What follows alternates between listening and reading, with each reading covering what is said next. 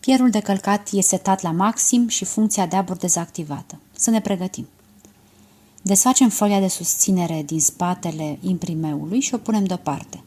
Păstrăm suportul de plastic pentru că ne ajută să poziționăm corect imprimeul. Punem imprimeul în locul dorit.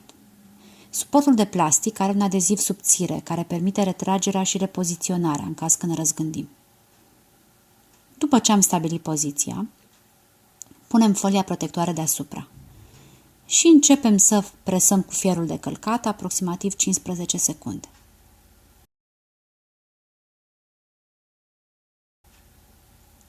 Nivelul de presiune este unul mediu, ca atunci când călcați o cămașă.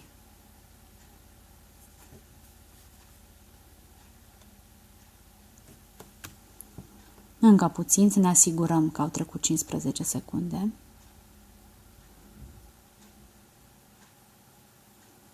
Punem folia protectoare deoparte și fierul de călcat.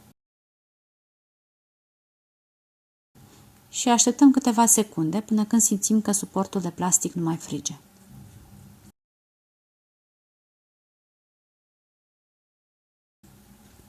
Când acesta s-a răcit, durează cam 5 secunde,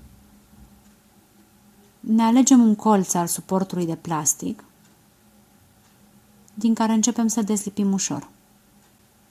E bine să ținem de material în timpul în care tragem. Și gata, imprimeul e la locul lui. Deși nu recomandăm să faceți manevre bruște asupra materialului imediat după ce l-ați imprimat, acesta e destul de rezistent, după cum se vede.